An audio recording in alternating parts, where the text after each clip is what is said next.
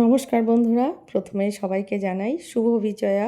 বিজয়ার পর এই প্রথম ব্লগ আমার। তো অনেক দিন থেকেই অনেকগুলো ব্লগ জমা হয়ে আছে, কোনোটাই আমার এডিট করা হচ্ছে না, আর তার জন্য দেওয়াও হচ্ছে না। পুজোর আগে থেকেই ভাবছি অনেকগুলো ব্লগ দেব, কারণ নানা রকম ব্লগ কিন্তু আমার ভিডিও শ্যুট করা আছে কিন্তু এডিট করা হয়নি। জানোই তো পুজোর যে কাটে কতটা ব্যস্ততা থাকে, কেনাকাটা থেকে শুরু করে ঘোরাফেরা সব কিছু মিলিয়ে, তো ওর জন্যই ভিডিওগুলো আর আমার দেওয়া হয়নি। তো কাল করেছিলাম লক্ষ্মী পুজো, তো ভাবলাম সেটাই আগে তোমাদের সাথে শেয়ার করি, বাকি ব্লগগুলো পরে শেয়ার করব, নয়তো পুজোর ব্লগ পরে দেব। বাই দ্য ওয়ে, তোমাদের পুজো কেমন কাটলো সেটা তো জিজ্ঞেস করাই হলো না। তো তোমাদের পুজো কেমন কাটলো সেটা অবশ্যই কিন্তু কমেন্টস করে জানিও। আমার পুজো তো মোটামুটি ভালোই কেটেছে। এখন লক্ষ্মী পুজো, তারপর তো আবার জানো বারাসাতে কালী পুজোটাও কিন্তু খুব ভালো হয়। পুজো তো লেগেই আছে। তো এই দেখো চতুর্দিকে ব্যস্ততা আর কি, একটার পর একটা আসছে আর ব্যস্ততায় দিন কাটছে। তো আমি লক্ষ্মী পুজোর জন্য সেই নাড়ু মোয়া সব কিছুই তৈরি করছি, সেটাই তোমাদের সাথে একটু শেয়ার করছি।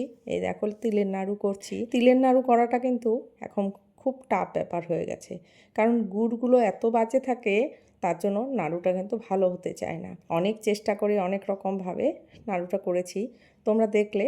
হ্যাঁ, যে তিলের নাড়ু বানানোর সময় গুড়ের পাকটা এসেছে কিনা বুঝবে কি করে, এরকম একটা জলের বাটির মধ্যে জল দেবে, দিয়ে গুড়টা দেবে, তাড়াতাড়ি যদি শক্ত দানা বেঁধে যায় তবে বুঝবে যে হয়ে গেছে। তো এই দেখো নাড়ুগুলো আমি সব বানিয়ে নিলাম, আর যেহেতু আমি একাই উপোস থেকে বানাচ্ছি তাই একা একা বানাতে হচ্ছে।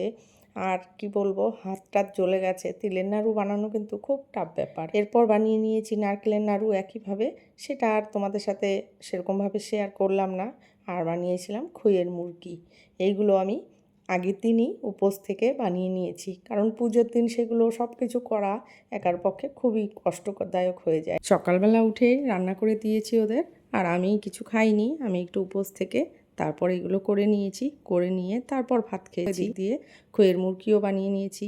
আর তার মধ্যে কি বড় মেয়ে আর চলে যাচ্ছে, তাই ওর জন্য তাড়াহুড়ো করে এগুলো সব বানিয়ে দিয়েছি, আর কিছু ঠাকুরের জন্য রেখেছি। এরপর বিকেলবেলা চলে গেছিলাম স্মার্ট বাজারে, যেগুলো দরকার গ্রসারি সেগুলো নেওয়ার জন্য। সেটা নিয়ে দেখো রাত বেজে গেছে 10টা, আমরা এগুলো নিয়ে বাড়ি এসেছি। বাড়ি এসে এটা রেখে আবার চলে গেছি বাজার করতে, পুজোর বাজার করতে। প্রায় 11টা বাজে, কিন্তু দেখো রাস্তাঘাটে মানুষজন আর পুজোর বাজার কী হারে হচ্ছে। আর এই দেখো বারাসাতে কিন্তু প্রচুর ঠাকুর ওঠে, আমি ঠাকুরগুলো তোমাদের দেখাচ্ছি। আমি যদিও ঠাকুর কিনিনি, এবার আমি মাটির মূর্তি দিয়ে পুজো করিনি। আমি এবার দেখবে তোমরা, আমি এবার আমার মাকে এনেছি, তার জন্য আমি আর মাটির মূর্তি কিনিনি। তো এই দেখো মূর্তিগুলো এত সুন্দর সুন্দর সব মূর্তি ওঠে না, দেখতেও খুব ভালো লাগে, তাই একটু ভিডিও করে নিয়ে এসেছি, তোমাদের সাথে একটু শেয়ার করলাম। আর প্রচুর ঠাকুর ওঠে আর কি। এখন তো বাজে রাত প্রায় 11:30, তখনও এত ঠাকুর আছে, তাহলে কত ঠাকুর ছিল ভাবো। তো বাজার করে সব কিছু নিয়ে তারপর বাড়ি চলে আসলাম, প্রায় বেজে গেছে 12টা। আর শরীর আর দিচ্ছে না, আর কি বলবো, সারাদিন ধরে এতটাই ক্লান্ত। কিছু বাজার বাকি আছে, সেগুলো আবার কাল আনতে হবে। এই দেখো পরের দিন রেডি হয়ে গেছি, রেডি হয়ে যাচ্ছি আমি মাকে আনতে। আগের দিন ভেবেছিলাম কিন্তু আর সময় পাইনি, তো মাকে নিয়ে এসে শুরু করে দিয়েছি পুজোর জোগাড় করা। আর মাকে যখন আনলাম তখন একটু ভিডিও করব ভেবেছিলাম দোকানে, কিন্তু আমার আর মনেই ছিল না তাড়াহুড়োতে, তার জন্য আর ভিডিও করা হয়নি। আমি বাড়ি এসে আর কি তখন বাজে প্রায় 3টে মতো, আর পুজো করতে হবে 6টার মধ্যে। তো আর কি বলবো, কোনো রকমভাবে তাড়াহুড়ো করে রান্না শুরু করেছি। এই দেখো তখন যেহেতু হাজব্যান্ডের উপোস ছিল, ওকে বলেছি ফল টলগুলো কেটে দিতে, সবজিগুলো কেটে দিতে, ও সেটা রেডি করে দিয়েছে। আমার তাতে অনেকটাই উপকার হয়েছে। সব কিছুই অল্প অল্প করেছি। দেখো অল্প করে পায়েস করলাম, কারণ বেশি করার মতো সময় আর নেই। দেখো পুজোর আয়োজন চলছে, কখন শেষ হবে কে জানে। শরীর হাত পা যেন কাঁপতে থাকে, মনে হয় যেন দেরি হয়ে গেছে দেরি হয়ে গেছে। তো আমি তাড়াহুড়ো করে 5 রকম ভাজা, খিচুড়ি আর পায়েস করেছি, আর কিছু করতে পারিনি। কিন্তু সমস্ত কিছু আয়োজনে কিন্তু ছিল। ভেবেছিলাম একটু সুজি করব, একটু সন্দেশ করব, আর ভেবেছিলাম লুচি করব, কোনোটাই করতে পারিনি, কারণ অতটা সময় আমার বাজারে চলে গেছে ঠাকুর আমার মাকে আনতে গিয়ে, তার জন্য আর আমার এগুলো করা হয়নি। তো যতটুকু করা সম্ভব হয়েছে ততটুকু করেই পুজোটা দিয়েছি।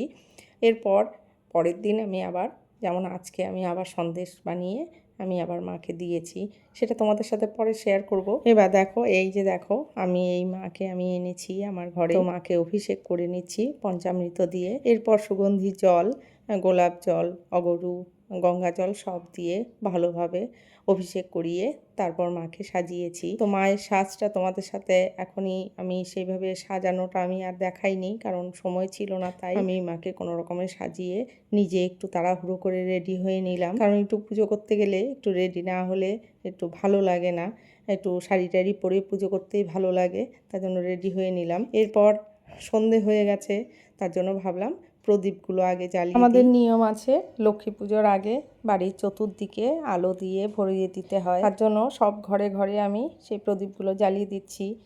প্রথমে দিচ্ছি সদর দরজায়, যেখানে এন্ট্রান্স, সেখানে জ্বালিয়ে তারপর বাকি সব জায়গায় দেব। আর আমার ক্যামেরা ধরে আছে ছোট মেয়ে। এই দেখো, গত বছরের আলপনাটা অল্প অল্প আছে, আর বড় মেয়ে তো এবার বাড়ি নেই, তার জন্য আলপনা দেওয়া আর হলো না, মনটা খুব খারাপ। আর আমি আলপনা দিতে পারি না, এটা সত্যি কথা, যেটা আর দেওয়ার মতো সময়ও ছিল না, দিতে গেলে অনেকটা সময় লেগে যেত, আস্তে আস্তে একটু হয়তো দিতে পারতাম, কিন্তু আর চেষ্টা করিনি। এরপর পুজোতে বসে গেছি, সব ঘরে লাইটগুলো জ্বালিয়ে সব কিছু করে। তো দেখো, আর মাকে সাজিয়েছি ঠিকই, কিন্তু আজকেই যেহেতু এনেছি সব জিনিস আমি নিয়ে আসতে পারিনি, কিছু কিছু জিনিস আমার বাকি আছে। মায়ের একটা মুকুট আনা হয়নি, তার জন্য মাথাটা একটু ফাঁকা ফাঁকা লাগছে, আমি এর পরের দিন নিয়ে আসবো, এনে মাকে আর একটু ভালো করে সাজাবো। আর শাড়ি সব কিছুই অত তাড়াহুড়োতে কিনেছি না, সব কিছু অত ভালোভাবে কিনতে পারিনি। এরপর দেখো, পুজো আমি করলাম, করে একটু আরতি করে নিচ্ছি। সব কিছু আমি নিজেই করেছি, আমি নিজে পাঁচালি পরে নিজেই পুজো করেছি। দেখো, রাধা মাধবের মূর্তিটাও আমি এনেছি এই 2 দিন আগেই, বেশি দিন হয়নি। আর এখন একটু পাঁচালি পরে নিচ্ছি। সব কিছু শেষ হতে হতে আমার প্রায় রাত 9টা বেজে গেছে। পুজো শুরু করেছি অনেকটাই আগে, কিন্তু সমস্ত কিছু যেহেতু একা একা করেছি, সমস্ত মন্ত্রপাঠ সব কিছু করে পুজো দিতে দিতে অনেকটাই দেরি হয়ে গেছে। নিজে পুজো করেছি ঠিকই, কিন্তু মনে কিন্তু বিশাল শান্তি পেয়েছি, মনে হচ্ছিল যেন মাকে আমি নিজে হাতে বরণ করে নিজে পুজো করে আমার আসনে বসাচ্ছি, আর রাধা মাধবকেও তাই। তো আমি এর জন্য এই পুজো নিজেই করলাম। আর দেখো, সবাইকে আমি এইভাবে সাজিয়েছি, যতটা তাড়াহুড়োতে পেরেছি ততটাই করেছি। তো ভিডিওটা কেমন লাগলো অবশ্যই কমেন্টস করে জানিও, ভালো লাগলে লাইক করো, শেয়ার করো, আর চ্যানেলটা সাবস্ক্রাইব করতে ভুলো না। আর পেজে যদি দেখো তবে অবশ্যই ফলো করো। আজ এই পর্যন্তই, আবার দেখা হচ্ছে পরবর্তীতে আরও একটা নতুন ব্লগের সাথে। মাকে আমি আরও নতুনভাবে সাজাবো, সেটাই তোমাদের সাথে শেয়ার করব।